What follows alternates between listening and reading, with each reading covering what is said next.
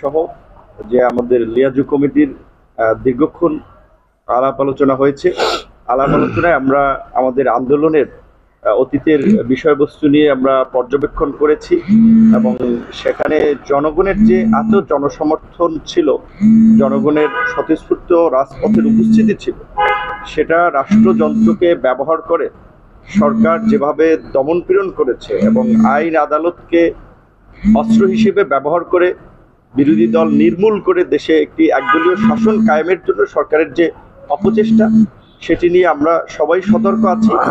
এবং এই যে ৬৩টি রাজনৈতিক দলের যে যুগপৎ আন্দোলন হয়েছে, এই স্বৈর শাসনের অবসান ঘটিয়ে আগামীর নতুন রাষ্ট্র ব্যবস্থা গড়ে তোলা না পর্যন্ত এই রাজনৈতিক দলগুলোর যুগপৎ আন্দোলন চলবে। আপনারা একটা বিষয় স্পষ্ট জানেন যে নির্বাচনের আগে এই ৬৩টি রাজনৈতিক দল আগামীর বাংলাদেশকে কেমন দেখতে চায়, কোন কোন জায়গায় পরিবর্তন চায়, সেইগুলো নিয়ে কিন্তু আমরা ৩১ দফা একটা রাষ্ট্র মেরামতের কর্মসূচি দিয়েছি, যেখানে আমাদের অর্থনৈতিক ব্যবস্থা, স্বাস্থ্য ব্যবস্থা, শিক্ষা, চিকিৎসা, আমরা প্রায় রাষ্ট্রের সমগ্র বিষয় সম্পর্কে আমাদের একটা সম্যক ধারণা ৩১ দফাতে দিয়েছি। তো নির্বাচন করার জন্য যে সরকার বিরোধী দলের প্রায় ৩২,০০০ নেতাকর্মীকে জেলে নিয়েছে, মহাসচিব সহ, এবং তার সরল স্বীকারোক্তি সরকারের মন্ত্রীরাই করেছে।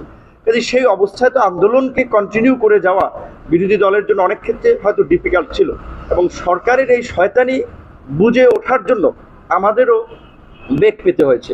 তবে আমরা সরকারের সব ধরনের ষড়যন্ত্র এবং শয়তানি আগামীতে মোকাবেলা করার জন্য আমরা প্রস্তুতি নিচ্ছি এবং সেই ধরনের কর্মকৌশল নিয়ে আগামীতে আন্দোলনকে বেগবান করা হবে।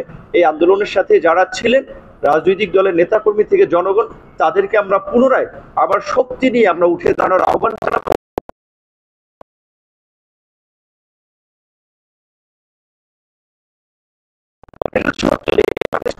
বাংলাদেশের আন্দোলন সংগ্রামে জনগণের অধিকার আদায়ে ছাত্র যুবক তরুণরা অগ্রভাগে ছিল।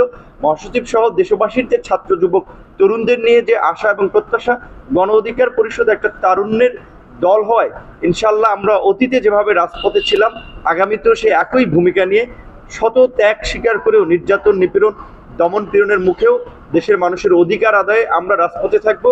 এই আহ্বান রেখে আমার বক্তব্য গণ অধিকার পরিষদের পক্ষ থেকে শেষ করছি।